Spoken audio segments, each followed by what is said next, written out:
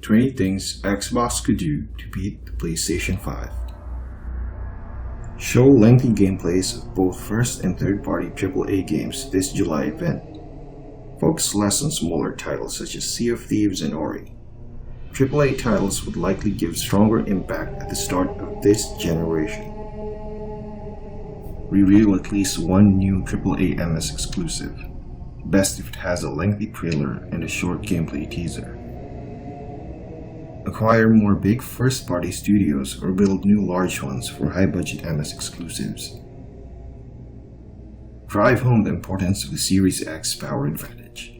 Say that the Series X will likely have better graphics, frame rates, and resolutions than competing consoles. Exaggerate the competitive edge it will give them in multiplayer. Native mouse and keyboard support for all next-gen games. All new true next-gen games must natively support mouse and keyboard with tweaking options built into the Xbox Series OS, such as the ability to disable mouse acceleration, sensitivity, and change keyboard bindings. Macro tools would be a bonus, but might be controversial. Strong support for more third-party controllers and accessories. There should be more support for popular PC accessories such as flight sticks, driving wheels, and other peripherals. Update recording to 4K HDR and up to 120 FPS. Allow 4K HDR at 60 FPS up to 15 minutes in native recording using the internal SSD, and unlimited recording with external HDD using the new share button. Also, allow 1080p and 1440p recording up to 120 FPS. Update Upload Studio and Photos app to make better use of the new share button. These are free and made by Microsoft. Upload Studio is an Xbox video editor, while Photos app need more editing options. But if these two aren't enough, add more Windows 10 programs. If the native apps for editing aren't good enough, invite third parties such as Adobe, Photoshop, and Premiere. If much weaker systems like mobile devices have them, Xbox can too. Bring back multitasking.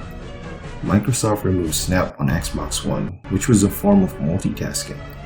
Bring it back and improve it with more customizations such as changing window sizes, position, and picture-in-picture-like features. Allowing more apps running side by side will now be much easier thanks to the new SSD. Invite major PC games.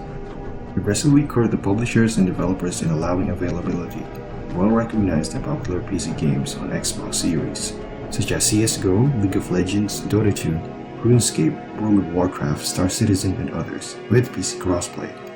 This makes good use of that mouse and keyboard support. Compatibility with all major HDR formats, such as Dolby Vision, HDR10+, and HLG Pro. Sony isn't likely to do this because they didn't even bother putting a 4K Blu-ray player in the PS4 Pro, while Xbox One X actually had one. Make two Series S, one with a 4K Blu-ray player and another without. They already tried this with the Xbox One S All Digital that doesn't have a Blu-ray player, but this time, make the Series S without the player cheaper out of the gate. Sell Series S at least 2 games cheaper than the cheapest PS5. 2 full retail games cost about $120 to $140. If the PS5 digital sells at $399, sell the Series S with 4K Blu-ray player at $279 or $259. Sell Series X at the same price or cheaper than the PS5. The Xbox One X was sold $100 more than the PS4 Pro. Original Xbox One without Kinect sold at the same price as the PS4, even though the Xbox One had weaker hardware. Do not do this with the Series X. Emphasize better backwards compatibility. Sony doesn't seem as committed to it by announcing only limited amounts of PlayStation 4 title compatibilities and upgrade features so far. Do not increase the price of Xbox Live, Game Pass, and Ultimate anytime soon. This will add some momentum for the new generation. Showcase next-gen remote play. Instead of the typical remote play where you need a console running a game to stream and play on a different device, give an option to all Xbox account users to stream games they own without having to turn on their consoles. but instead use the xCloud servers. Create the Xbox VR headset.